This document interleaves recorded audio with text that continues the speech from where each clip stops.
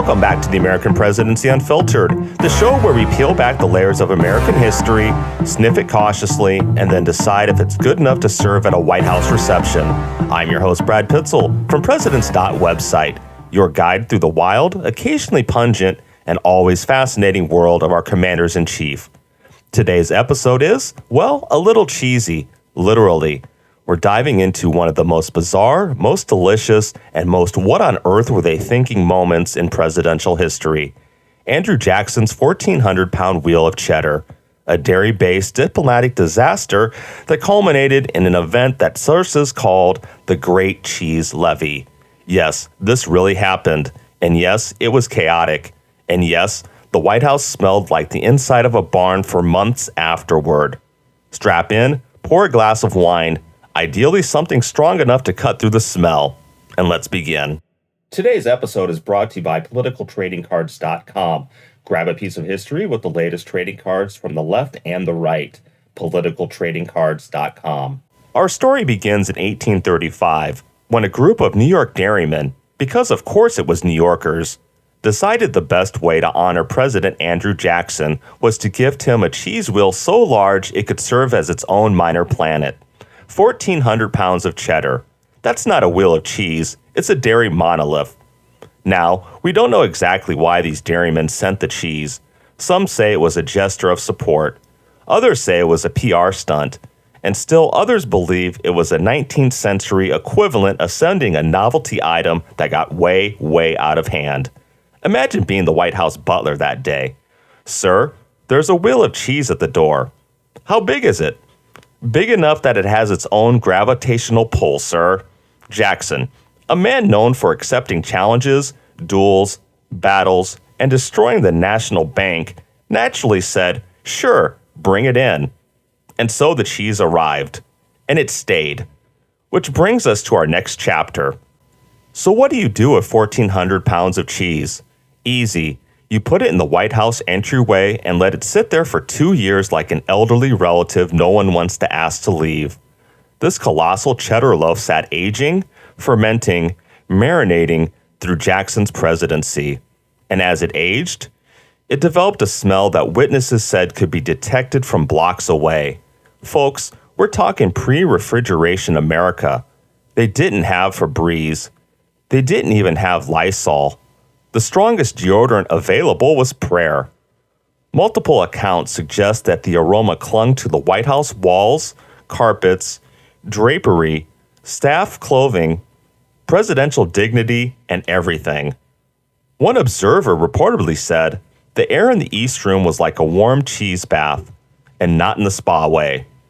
But Jackson had an idea. One part populism, one part chaos, and several parts questionable judgment. On Washington's birthday, 1837, Andrew Jackson, always a man of the people, decided he would host a public reception and invite ordinary Americans to come eat the cheese. All of it, in one day, in the White House. What could go wrong? Word spread fast. Thousands of people, farmers, laborers, citizens, snackers, descended on the executive mansion. Imagine the scene. The doors open, the smell hits them like a dairy-based freight train, and then the feast begins. Eyewitness accounts describe something between a party, a food riot, and a full-scale reenactment of Lord of the Flies. Jackson, for his part, looked like a proud father watching his child win a soccer game, if that child were a 1,400-pound cheese wheel being consumed by a mob. This was Jackson's populism at its purest. The people want cheese? Give them cheese. In just a few hours, some say as little as 2, every last scrap of the great cheese was gone, devoured by thousands of hungry, curious, or simply brave Americans. Furniture was trampled, drinks were spilled, the floors were slick with grease from the cheese, and at one point, a woman fainted, and they didn't know if it was from the crowd or the smell. Some guests reportedly took chunks of greasy cheese residue home as souvenirs.